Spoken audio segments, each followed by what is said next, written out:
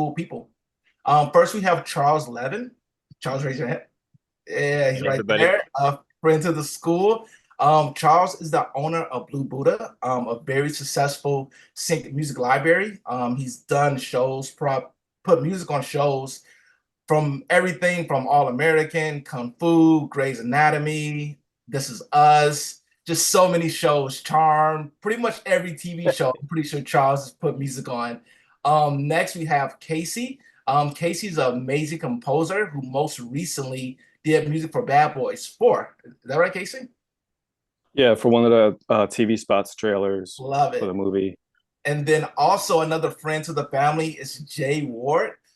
He is the account executive at Disco. He also has his own successful music library as well. So we have some heavy hitters for you guys, and we're really just going to jump into it and kind of get as much information as possible. Then we're going to do a small music review, and then we'll have some Q&A for you guys. So let's really just jump into it. And I'll just start with Charles and we'll just go around. And this question kind of for everyone. Charles, how did you first get into music licensing and what kind of like gravitated you to it? Yeah, thanks, Isaac, and great to be back with everybody. I cut my teeth in the industry in the 90s. I was at EMI Capital Records and radio marketing, was there for about 8 to 10 years. And in 2002, opportunity came up to start to get into the sync lane. So me and two other business partners, and that was back in the day of like Dawson's Creek, Party of Five, One Tree Hill, the beginning of sync and what that was like compared to now, 20 plus years later. Things have dynamically shifted. But me being a radio marketing guy, going into sync was the next transition. And in this next hour, I hope to break down with our fellow colleagues, some of the challenges. You can imagine there's no shortage of music, there's a surplus. So, how to get your music out there through the gatekeepers to music supervisors and showrunners? Me being a sync agent, also Jay, we can talk about strategies to differentiate music to make sure your music is elevated. And same with Casey, he has experience with working with music libraries as a composer. So sync is definitely where you want to be. I'm a sync agent, and also recently in the last couple of years occupying the sync education lane, which we'll talk about more later. But that's pretty much it's all about sync, and it's not going away, like you said, Isaac. Amazing, amazing. Casey, same question. How did you get started in sync and what kind of brought you to it? My story is kind of different. I sort of fell into it. I didn't really know what it was when I first started, I guess, working for myself. I've always done music. Yeah. How I got into it was basically relationships. I did a Mm, lot of research as to what it was. When I was coming up, there wasn't all this information readily available, like the internet. yeah. There was it's kind of like a long story, but like I had all these different connections, like all these different paths that slowly kind of led to one. Mm, Long story short, I used to work for a record label. One of my artists we had gotten on MTV. Fast forward, label was no longer. I've always done music. Um, Met someone at a music publisher, did sent out tons of cold emails, and just a lot of things just brought me to where I'm at now. I mean, yeah, it's a lot of got different it. threads, a lot of different dots. For sure, for sure. And Jay, yeah, same question. How did you get started in sync and what brought you to it? So I was probably pretty similar to most people in the room where I started out as a musician myself.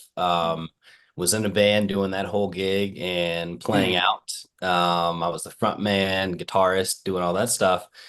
And right before the pandemic, and I'd say 2017, me and my lady, we left and went out of the States and we were traveling for a while. And at that point, when I was by myself, I got a lot more into production versus mm, just, a master of my craft.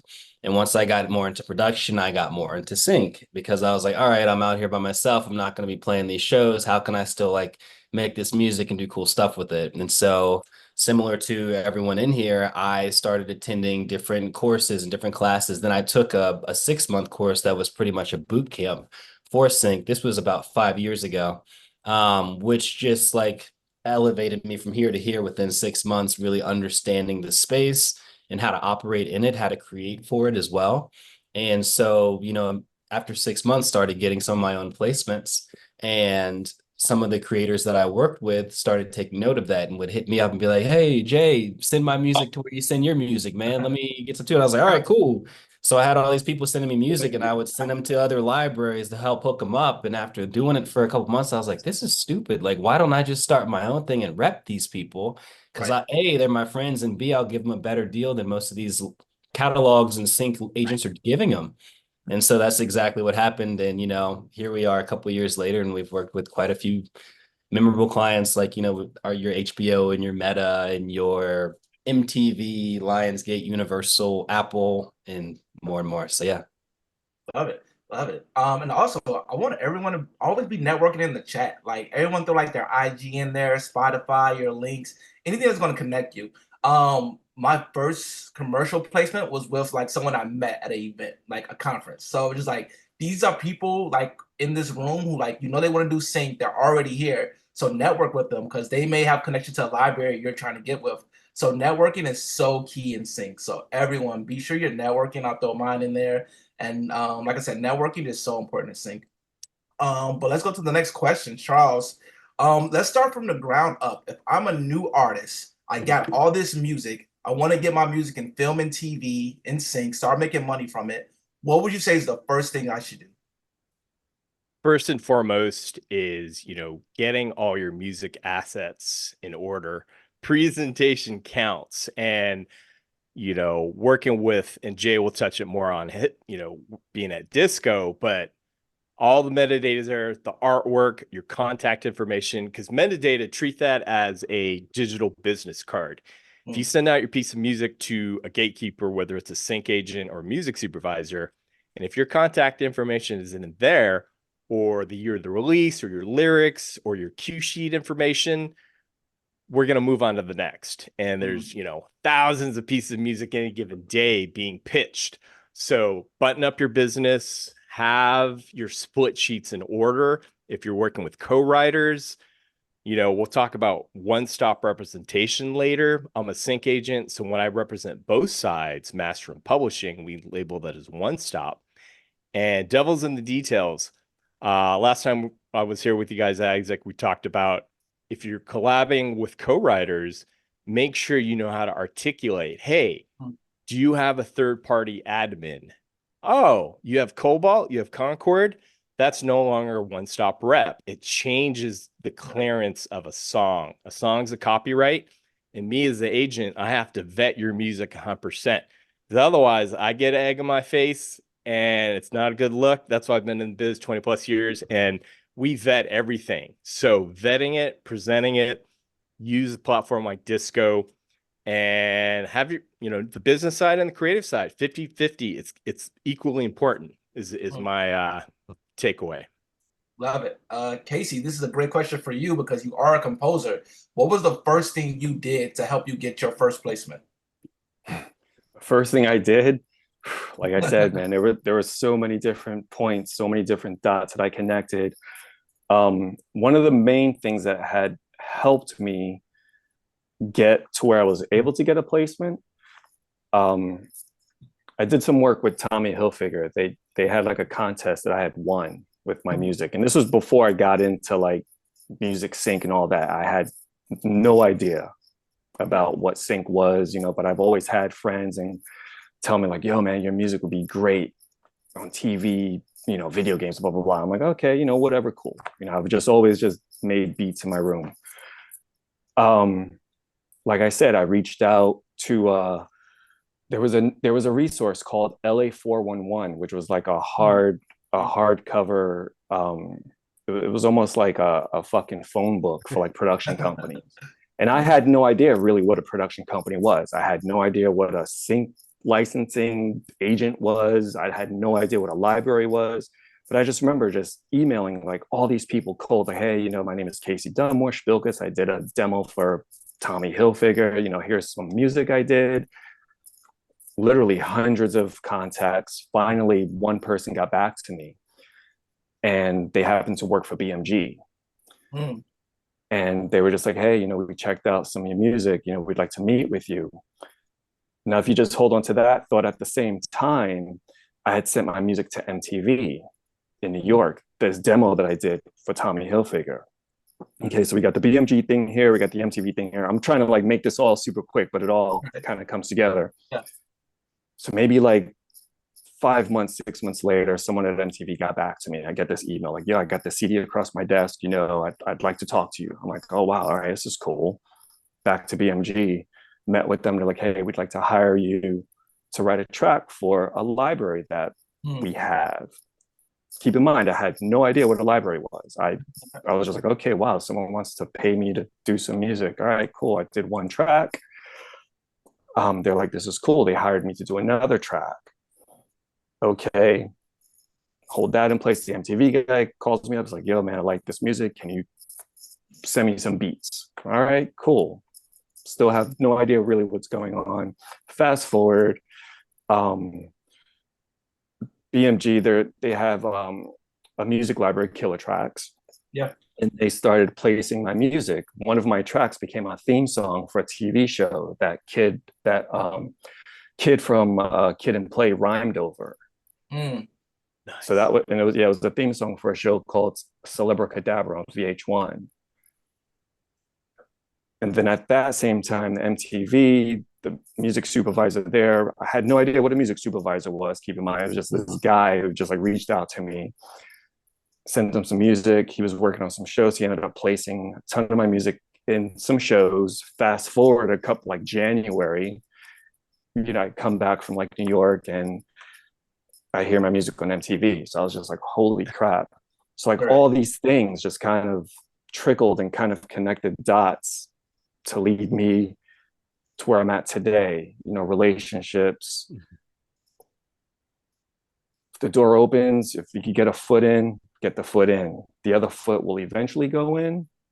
Right. And you just need to just follow the path. And then along that way, I started learning more about what sync was, what a music supervisor was. I had known Charles.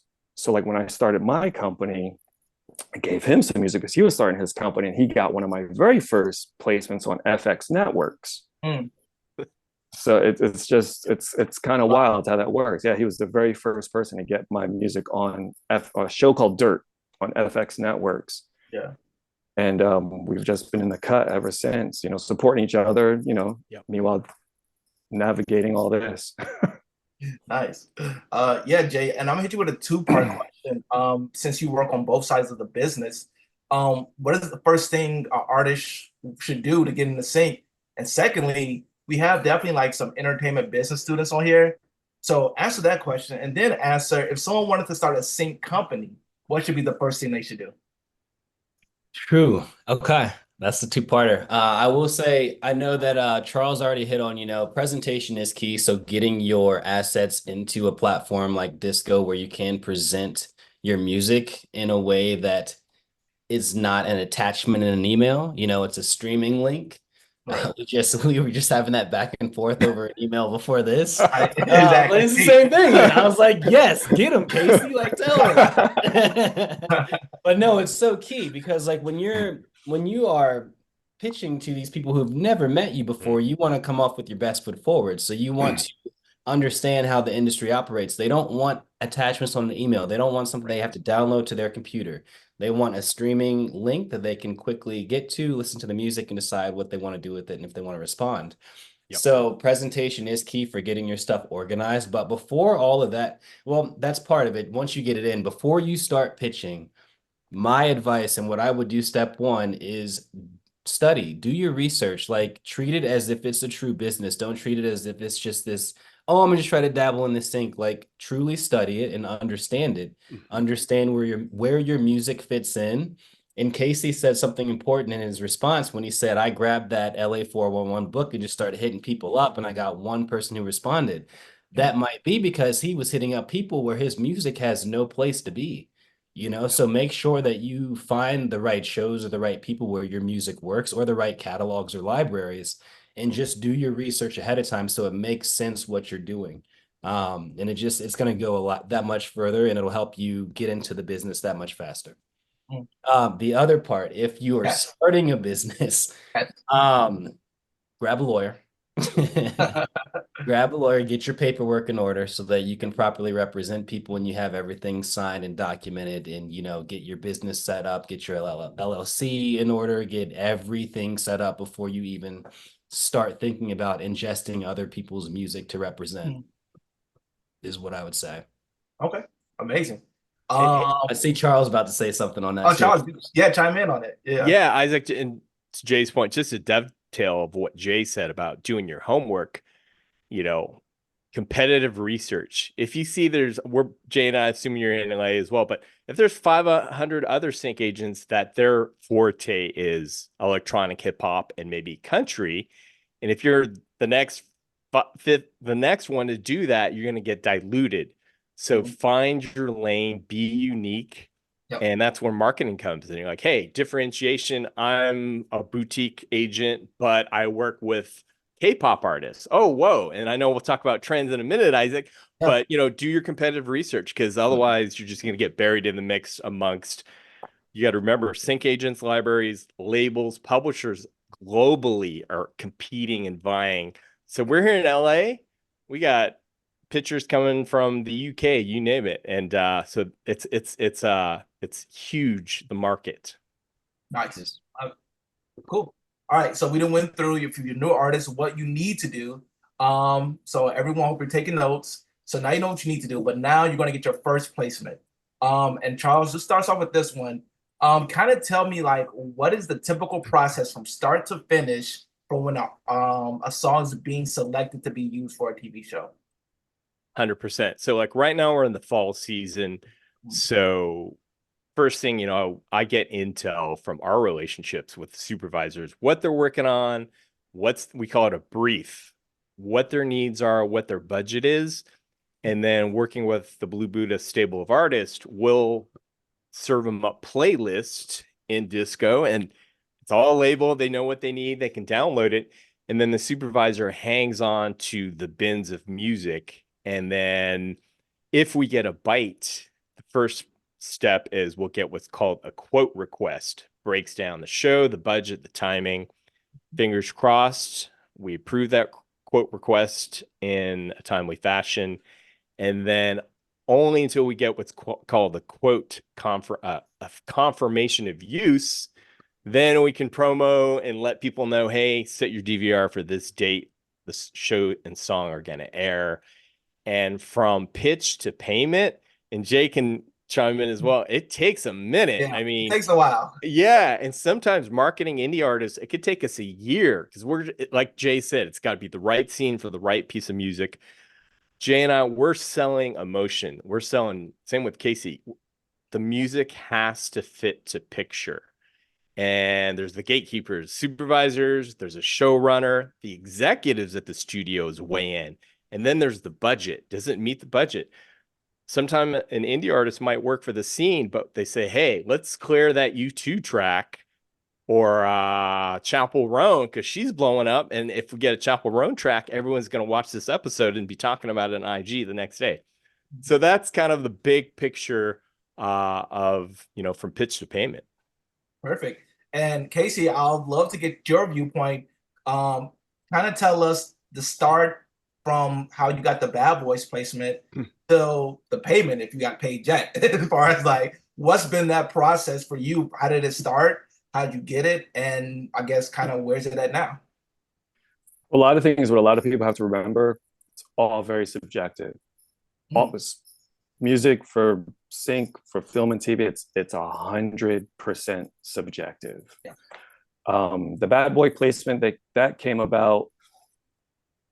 One of my publishers is I write for a trailer company called High Finesse, and I've been doing trailers now, excuse me, for like the past decade. That trailer just came upon because we've created a library of music that comes across desks of music editors, supervisors. I have no idea that it's going to get placed in Bad Boys. Okay. Like, no idea. There's a cue that I've written maybe about a year ago, or maybe even longer than that, like 2-3 years ago or something. Usually when you get an email say, hey, So you have stems available for a specific track. That's sort of good news. Like, okay, wow, it's in something. There's a lot of variables involved with trailers, because you've got a lot of competition. You've got trailer houses, and you've got multiple trailer houses working on a spot. Within the trailer house, you've got multiple composers. You know, within the multiple composers, you've got hundreds of songs. So it's a thing where the client just has to approve the trailer house, the music, budget. How it trickles down to me, I get that last email, say, hey, you know, it's either we think your spot might finish, or hey, we've got to confirm. Wow. In my case, I don't really, I have no expectations. You know, as you write this music, you're basically creating lottery tickets. So you have no idea on my end what's going to land, you know, unless it's something specific where someone's working on a spot and they're like, hey, you know, are you able to do this because we're working on this? You can do all that work, and at the end of the day, it may not final. So you just have to kind of keep it moving. So I don't know if that answers your question. Oh, it did. Yeah. But the bottom line that a lot of people have to remember, it's 100% subjective. Even on the TV, like landing stuff on television, you know, you can have a song in a scene, but then at the last minute, the showrunner, the director, producer's kid may not like the song. You know, it just may not work. You know, Right. a lot of things go to market research, because a lot of people probably aren't even aware of that. You know, they test these things in front of an audience. If it doesn't pass the audience, you know, it just doesn't make it. So it's very subjective. You have to celebrate your wins. Getting paid on that, you basically have to wait. You know, I mean, you know it's coming, Yeah. but you have to wait. Like I also do a lot of sound design. I'll get paid on stuff that for movies that came out. What Freddy's Five Nights at Freddy's movie. You know, I'll get finally my clearance for my payment for that. But those are movies that have come out like a year ago. Right. So you know, so it's a thing where you got to have your business in order, and then just be patient, and just remember it's all subjective. Right. Amazing. Jay, anything you want to chime in? We got a lot of information from Charles and Casey. Anything you want to add on?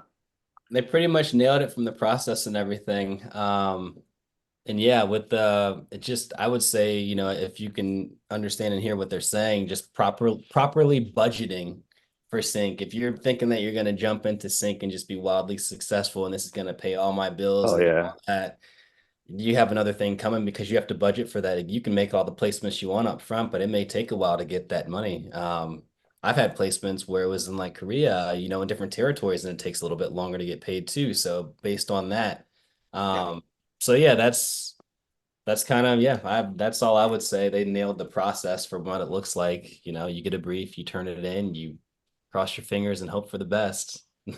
Yeah. Unless you have a closer relationship. We got lucky enough to get, you know, similar. I do some trailer work too.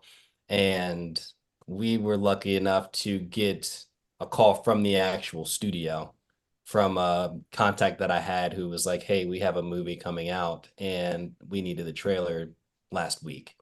And Right. what can you do? And, you know, I hit up my production partner, and we had literally, this was on a Friday, and I'm not kidding.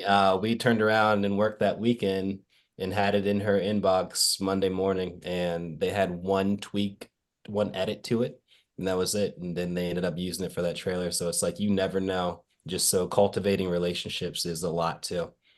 Yeah, that happens a lot. I mean, Yep. To follow up on what you had just recently, I got a TV spot for the Agatha All Along show that's coming out. And literally, like maybe like a couple of months ago, I'd gotten like a text like, hey, do we have stems for this? I'm like, yeah, you should have stems. All right, cool. Didn't think anything of it. And then literally, like, I think it was Friday, I get a text like, hey, man, we got a quote for this, Agatha All Along. It's a Marvel TV show. We do have the stems, like, yeah, okay, because it was an urgent request. Yep. You know, 90% it's gonna final. Come around Monday, the spot started airing. So a lot of times it's quick like that. Same thing with revisions. You know, they'll ask like I've been on trains in like Japan and I've gotten like a text like, hey, can you send this to me? You know, because the client is looking for this. And luckily I have technology the way it is now. I was able to fucking send stems on a Shinkansen. You know, Yeah. I was personally blown away for that. And I forgot what the spot was for, but Wow, so for a crazy. lot, yeah. Life depended on it, man. And then I've also had things go the opposite way. So Charles was saying, you know, you get confirmation and you're like, now we start our promo and saying, hey, this is awesome. And like that actually happened for me with the trailer for a big MGM movie, and we got confirmation and then it never happened. So had we have done that, we would have been looking real dumb. So it's like you Yeah. never know until it's out and that spot hits, and that's when you know, like, we're good, we got the spot. Or until you get the check, then it's just like, all right, Yeah, cool. that's true. You really don't. You get the check, you don't really know. That's true. You know, So Charles, all right, so we're going down this little roller coaster. You know what to do, how to get started. You know what it looks like once you're getting a placement. So you're getting all these placements. Now a library wants to sign you. And they're saying, oh, we can do an exclusive deal, or you can do a non-exclusive deal. Charles, kind of break down the difference between an exclusive deal and a non-exclusive deal. And if you're just starting off, what should you be doing? 100%. So yeah, I mean, from a sync agent perspective, and there's two elements. There's sync agents where we work with indie artists, and then there's music libraries, which Casey could touch on in a minute. But exclusivity means, so if I sign Casey to an exclusive deal for 15 months or 2 years, that means only Blue Buddha is pitching Casey's cuts. And when I started in 2002, I was doing non-exclusive. And the benefit of doing exclusivity from the perspective out of respect to music supervisors is they're getting one phone call. I've had indie artists who they're like, hey, well, you know, I don't want to put all my eggs in one basket, so I'm going to go with 5 agents. And then the super's getting hit from 5 folks. And then also what happens, it creates more work from the supervisor. It's all about relationships, what we all kind of talked about. So, you know, trust your agent, do your homework, know and have confidence that they're going to, you know, go to bat every day and pitch your cuts. And we use that for marketing, branding, exclusive sync agent. And, you know, more times than not, the music super, it comes down to the relationship. If the cut works, they see Blue Buddha in the email. And like what everybody said is, it may take 6 months to a year, especially now in this landscape with indie artists. I mean, unless you're, hey, I just opened for Chappell Roan and I got some cuts from the Neptunes or, you know, some big name producers, Grammy nominated. Otherwise, you're just a fish in thousands of cuts out there. And, you know, supers, they pay attention. They'll look at streams, Spotify. Is there a social media presence? Is there demand for your song?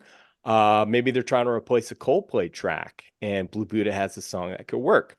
So, you know, we had a listening session the other day with a manager from Smash Mouth, and his biggest piece of advice, and I'm sharing it today because it stands true, is there's thousands of artists that already sound like Taylor Swift, Demi Lovato, whatnot. Be authentic and do something that's out of the box that hasn't been done before. Because as an indie artist, if you're like, hey, I sound like this other artist, there's get in line. There's so many other artists. And from a sync agent perspective, what excites me also from an A&R lane, finding who's that next big artist. I'm like, whoa, Casey blew my mind. He sent me a track that's trap, K-pop, and drum and bass. You know, and that's a big, you know, yeah, right. And that's what, you know, sync agents and what Jay does. We're there. We're playing A&R reps every day, and music soups trust our ears. Apple may want, or Nike wants some huge ad for FIFA World Cup in 2 years. What's going to be the sound of FIFA World Cup in 2 years? That's when Jay and I, we'll hold meetings or producers and like, hey, let's collab. Let's, working with Isaac. And there's so much talent in the room, and it's about, pushing that envelope, and look at the past as, Rick Rubin, Def Jam Records. I came up during, the early days of hip hop, and look where it is now today. When back in the days, people were like, hip hop's not, it's a fad. Nope. Still killing it. And anyways, that's kind of, be dynamic with your music and don't be afraid to push that envelope. Cool. Jay, let me get your thoughts on this before we jump into checking out some music. Non-exclusive versus exclusive. If you're a new artist, what's your recommendations? Well, I'm glad that we're doing this too, because Charles is exclusive. I am non-exclusive, so this is cool to see both sides. And so here's what I would say too. There's a reason why I was non-exclusive and am non-exclusive. And that's because I am early starting out. If you are getting a sync agency started off the ground, it's a little bit tougher to have an exclusivity with your representation for your artist, because you kind of have to prove yourself a little bit first. So that is one reason why I did non-exclusive. Now that has come back to bite me, as Charles has mentioned before, where I was pitching for a promo of a very popular movie that came out, boxing movie, and there were multiple spots for different promo spots that they had going.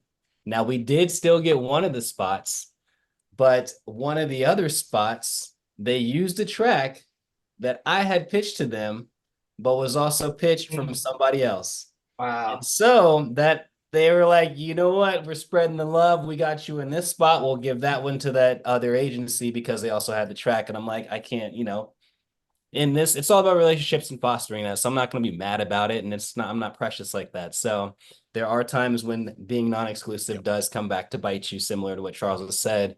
But starting out as an artist, and this was myself too, I actually did both, but this all comes back to what I said before.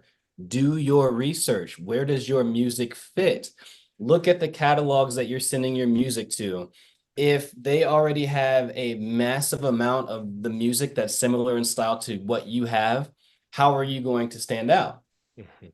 Or find a catalog that still has some of what you have, but not a ton. So you could be one of those top players that they're pitching. But if you're going to do that, and if they are going to be exclusive, if I'm you, I'm doing even further research and seeing, hey, what do their placements look like? So then I can see what songs have they been placing, or any like that style of music that I have, or is it mostly the other stuff in their catalog? So just like be smart about where you're pitching your music. You can do some stuff exclusively to one catalog and give them, like 5 to 10 tracks, and then go non-exclusive with some other music to another. So it's not like it's all or nothing. So it's just about doing your research and where does your music make sense and where will it do the best for you. And, so yeah, that'd be my answer. Nice. Yeah, Casey, chime in on it. Just touching on that, I hear that a lot from a lot of artists, the exclusive, non-exclusive. There's two sides to it. You want your music to be exclusive with a publisher or with an agent, because it's a thing where it ensures that that person's the only one that has your music. They don't have to worry about someone else, as Charles said, pitching it, and then it comes around like, well, wait a minute, 3 other people have got this song. Some people may look at that and frown upon it, like, oh, wow, that's not cool. I'm going to bin it. With the non-exclusive, you could probably work out a deal if you want to give, like, let's say one track to 2 different agents. You can say, hey, you can only represent this song for these uses. You can only represent this song for these uses. So therefore, you just know that it's not going to double up. I'm not going to send music to agent A and they're sending it to TV. Agent B knows he can't send it to TV because he only has these rights to pitch it. So that's how I kind of see like the non-exclusivity of things. But a lot of the folks that I work with, they want to have the music exclusive, because then you just know that I represent this. it's coming from this source that I know that they got fresh music. You know, it's something that that I expect. You know, I expect a level of funkiness or whatever, you know, because I know it's coming from them. No one, it's like a DJ, you know, like a DJ is gonna pull out records. A good DJ is gonna pull out records and mixes that no one else has.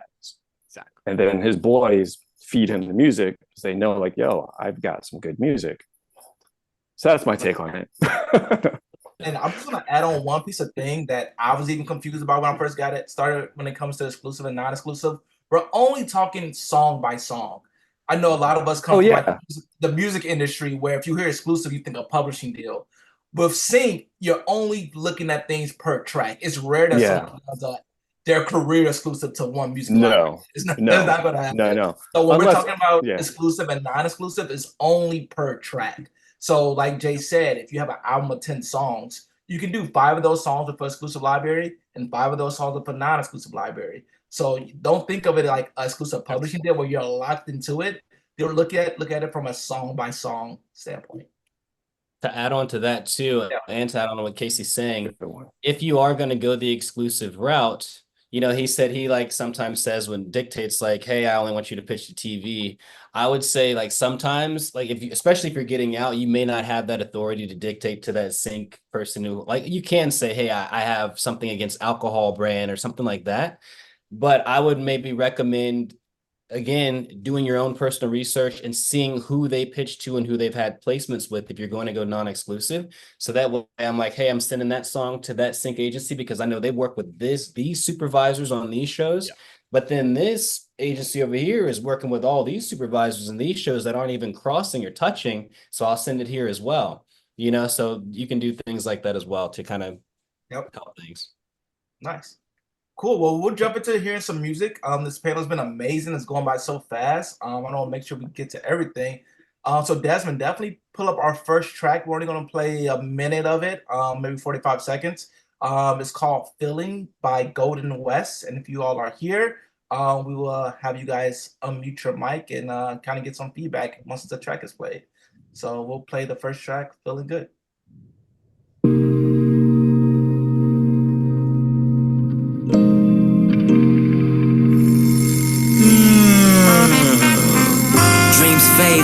Still yawning, eyes closed as I whisper good morning to the bluebirds singing in the trees, to the caterpillars dancing on the leaves. I sit up and stretch my hands to the ceiling, crack a smile cause I'm looking like a million. Really wish I could bottle this feeling cause damn, I'm feeling good, feeling like I should. Wouldn't trade it if I could, cause damn, I'm feeling good. Damn, I'm feeling good.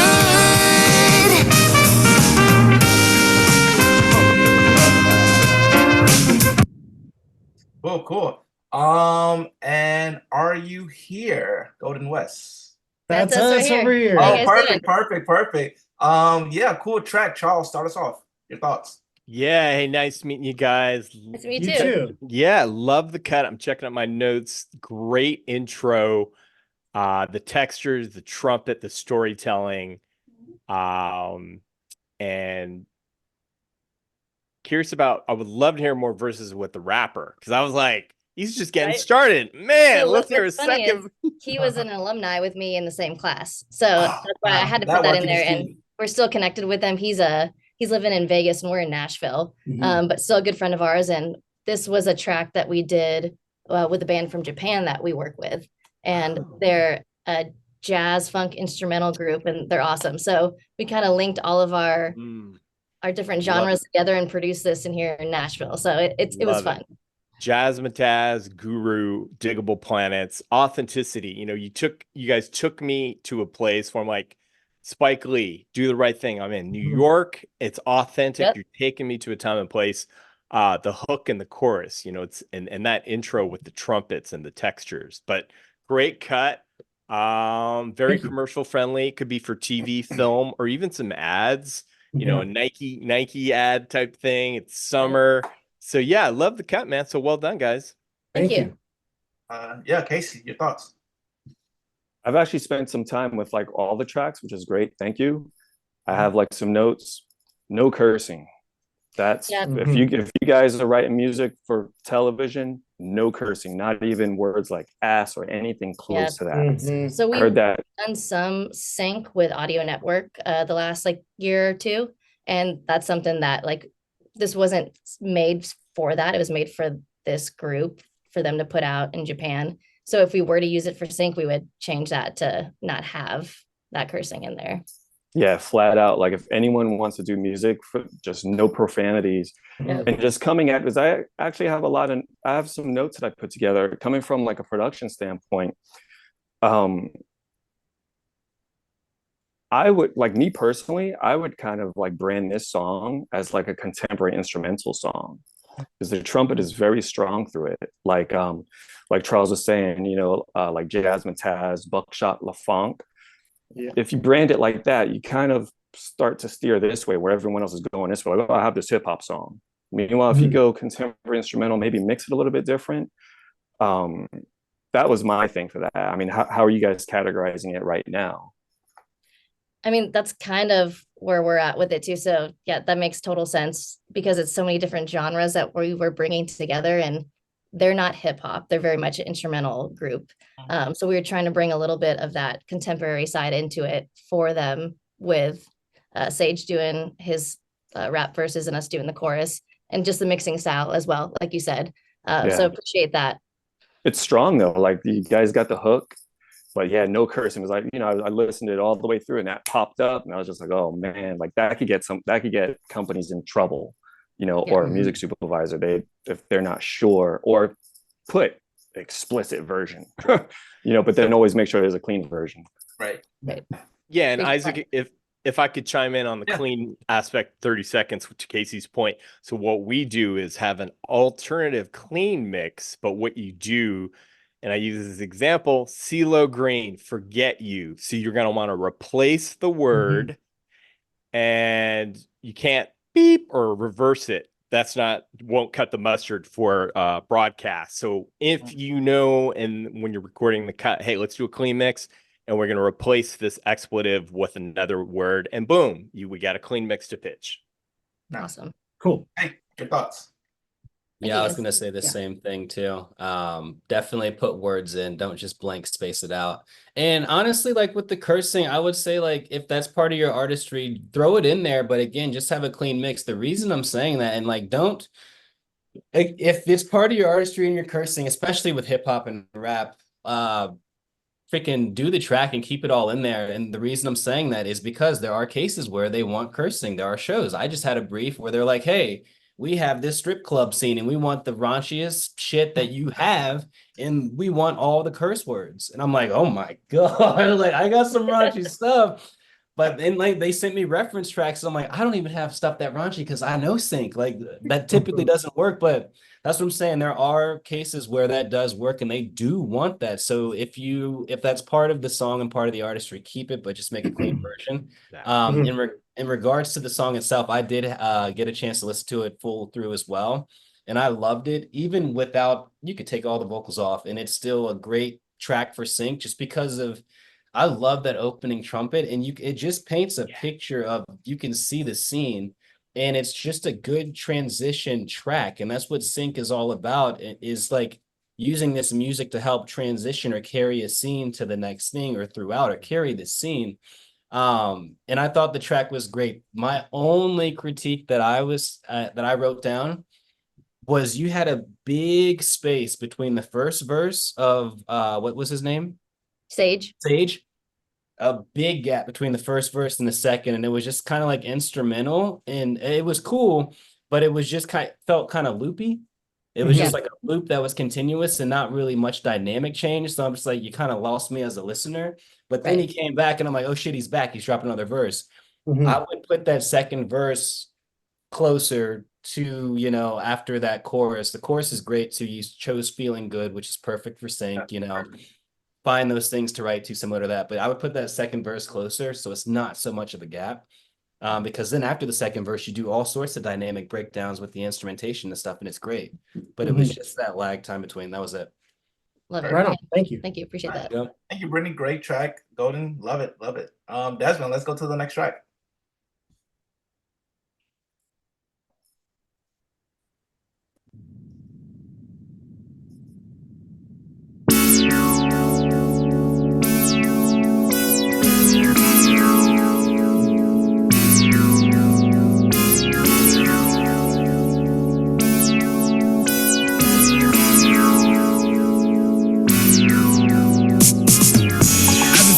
Living great, got a handful of shrooms, I'ma take them to the face. Watching all my problems fade away, it's another gorgeous day in the state of peak. Ayy, sliding through my city, blowing dank, trying to vibe like me, but you can't. Everything good, yeah, it's great, just another gorgeous day in the state of peak. Ayy, see, I ain't got time today, I woke up with nothing on my mind today. I'm trying to find a place where I can shroom and blaze, trying to hallucinate. I'm feeling new today, I got no room for hate, and that's crazy, cause I know a couple people that hate me. Not sure why this how the love made me. They just wanna leech off of me daily. Show no love to those that done play me. I ain't even tripping, I still feel amazing. Pray this world never gon' fade me. Pray our kids make it home daily. All we endure, I know it sound crazy. I love my state, PA, it done raised me. That's why I'm showing hella love lately. Turn the music up, the scene is going crazy. They gon' do it on these. Nice, nice. Mario Berry, are you here with us? Mute yourself if you are. You might not be here. You got to show up, people. Got to show up. I thought that was a cool track. We don't got to spend too much time on it since Mario isn't here. But definitely, let's get some quick feedback on your thoughts on that, Charles. Yeah, all around nice radio cut. You know, if it's radio friendly in my mind, then I deem it to be sync friendly for potential. It could be a club scene, party scene. We touched on it, having a clean mix. And then when it comes to lyrics for sync, try to strive for more universal lyrics, because the more specific you are, in this case, I think you were saying Shroomin' and Blazin', say, I'm going to get lit today, general having a good time party vibe, because typically your song has to sync exactly to the scene, what's happening on screen. So if the characters aren't doing shrooms and spliffs or what have you, it's too specific. Same with if I said I'm having my Pepsi and my Coke, unless it's for a Coke commercial, you know, supers look at that detail. So universal lyrics, and then sort of the adage of show and not tell in your songwriting. Nice. Casey, quick thoughts on that track? I wish they were here, you know, because first of all, I would just tell them, you know, I mean, this is totally subjective. This is just my thought, like as a creator, how I can get someone's attention. The track is called PA Positivity. I would maybe call it State of PA, and then maybe put, you know, in parentheses, Pennsylvania. Again, no profanities. You know, I mean, you can have a clean version, but if you do have an explicit version, at least have a clean version to go with it. Nice. You know, good track. I mean, all of these they're great. You know, it's a matter of what works for what it can be used for. Exactly. Jay, your thoughts on that? Yeah, I'll just carry, like, I agree. It's very specific in the lyrics. I remember listening to this one and I was glad that you chose this as an example, so that like we can like just pick a few things. And it's a great artist track, but me personally, I felt this was an example of like, this is a good artist track, but I don't know how well I could pitch it for sync. Based on the specificity of the language, and he kept saying my state of PA, and he goes on to make other references to his city and stuff like that. But then the other part was like, in sync, I don't care especially if you're a hip hop artist in this room and you're a rapper and you have bars, in sync, that oftentimes does not matter. They're going to take your bars off that track and they want the hook. And in this song, there was nothing memorable for me to hold on to as a hook, because it was constant bars being thrown. So I didn't catch on to anything. And so in sync, I have no hook to then like use as if I'm the editor, to use to catch people in and out. Yep. So now I just have to use this song as an instrumental, which was more of like a 80s type vibe mixed with hip hop. So then I'm like, all right, where can I use this in a scene? What does this make sense for? So that's why I was saying, like, it's a great artist track, but I think I would have a hard time pitching it for sync. Love it. Cool. We'll do the last one. And Christian, I see you're here. Please unmute yourself after we play the track. Desmond, let's hear it.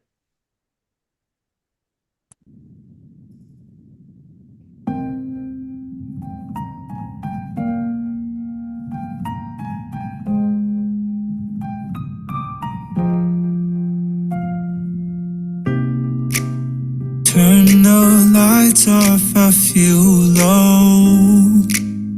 Feel my heartbeat in slow motion. Feel my skin touch against yours. I need you, I just want more. Show me something, give me a reason to show you who I am.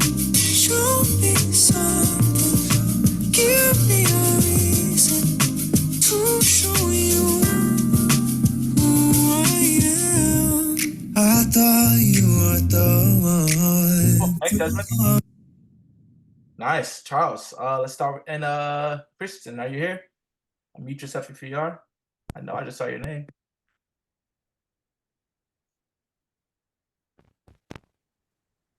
Oh, there he is, right there. Okay, cool. Yeah, Charles, go ahead. Your thoughts. Awesome. Hey, Chris, great cut. You know, from a sync perspective, marketing and branding this, you know, for fans of John Legend, Sade, but beautiful piano intro, your vocals, your falsetto, the movement with the snaps. And, you know, one thing to be mindful if it comes to like snaps or claps is just making sure that in the mix, it's not too hot, because that can interfere with dialogue on screen. So whenever you're creating a cut, always be mindful of, you know, when we, Jay, myself, and other sync agents, when we pitch vocal cuts and the instrumental to a supervisor, the editor will come in and sometimes edit things so it fits and lays nicely with the dialogue on screen. So those are things to keep in mind on the production tip. Casey can weigh in on that, but make sure the mix and the master, it's got to be dead on. I mean, if the mix is off, it could make or break a pitch or getting it landed. But beautiful cut. Love the vocals on that. Casey, your thoughts. Yeah, production for like actual like production for like music to be pitched, that could be like a whole nother topic. I didn't really have much. I mean, it's a great track, you know. I mean, maybe if the length of it was great, you know, like if you were specifically pitching that to someone to use, I would maybe trim just like a bar off the very end of the intro, just have like the intro of the piano and it comes straight in. You cut it pretty nice. It was under 2 minutes. You know, that's another thing. You know, you don't want to send someone a song that's like 4 minutes long, because no one's really going to listen to that. True. Back to what Jay was saying, you want to create songs that have like a hook. You know, whether it's a sonic hook. You know, you listen to Harlem Shake, it's that fucking noise. That's like the hook. You know, lyrical hook. You know, a sound, just a hook of some kind. But great work. I mean, all the tracks, like I said, they're great. You know, and as Charles was saying, the production, that could be a whole nother topic, because there are things that I know from a producer standpoint, I feel that I could offer some advice to those songs to elevate them, to make them, all right, this would get someone's attention now, you know. And at the end of the day, it's all subjective. You have to remember that. Yeah, no, you're right. It really is like Nice. good work. All right, Jay. No, Chris, I thought I heard this song last night. I was like, oh my God, it's a great track. Falsettos and everything, your voice, the piano, all of it. I love the falsettos too, for the fact that, you know, if you were to lay that track to something that has dialogue, you might even be able to keep those falsettos in while the scene and the people are talking, versus a lot of time they might strip the vocals away. So it's like having what Casey said, you know, those hooky things, we call it ear candy. You know, a hook doesn't have to be actual vocals or a word. It could just be that ear candy or a little sound or something that just hooks you and gets you, you know, like back in and zone into the song. But I loved it all. I loved the production and the falsettos, the vocals, all of it. So it was great. Thank you. Great job, Christian. I appreciate that. Of course. We are approaching an hour. It's been a great panel. Chaz, I saw you raise your hand. I'm gonna allow you to get this question off, because we have to let these guys go. But it better be a good question, man. It better be a good one. Go ahead, Chaz. It will be. unmute yourself and ask your question. I had basically asked in the group chat already. You all were talking about they will help like tweak your music and stuff out. I was wondering like if you haven't like really tapped into the mastering side of your music, quality wise, like film companies and stuff that'll help you do that for the most part, as long as they like your idea. No, he's shaking his head no to me. No. Can I jump in on it? Was I Yeah, Casey, just go saw ahead, his take it out. question. Yeah. Absolutely not, because you remember you have competition. You're going to be sending in people whose tracks it doesn't necessarily have to be like super radio quality. You know, you spend like hundreds of thousands of dollars on mastering and mixing. It just has to be good enough, and you have to also have the ear to be objective with what you're listening to, because I know as an artist, you know, you listen to something, you may think it's the greatest fucking thing, and someone can say, oh, but it's lacking something. You may take that as like a hurtful thing, but if you have to remember, you're going to have competition of people sending in tracks that sound just, I use the word better, but there's a bar that you kind of have to hit. You know, you can't send like a demo to someone and say, oh, you know, if you do like it, I could re-record it. People don't have time for that. And I would say same for sync agents. Never send us demos unless it's like, hey, you know, a producer from the Neptunes is, you know, something's gonna sell us on it. But yeah, always got to be finished, high broadcast quality. Go ahead. Because I'm mostly on the producer tip, like instrumentals, not more so vocals. But that's fine. Even your instrumentals have to be, because remember, competition, and you're like, I like to tell people, like, doing this is like playing against Kobe Bryant's, the whole field. Yeah. And you're in that mix, and it's a thing where you're not going to be weak shooting against Kobe Bryant. Yeah. Period. You have to at least get close to that, you know, and you have to know when you are close to that, and you really have to realize, like, because I know a lot of my early shit was like horrible. Like I listened to it, and I was like, whoa, you know, but you improve over time and over years. And it's a process, man. It takes time. Don't give up. But yeah, don't send unreleased material to someone. Maybe you could send it to Charles and just be like, hey man, you know, I'm working on this. Don't pitch it, but here's an idea that I have. What do you think? You know, for feedback, or send it to another producer for feedback.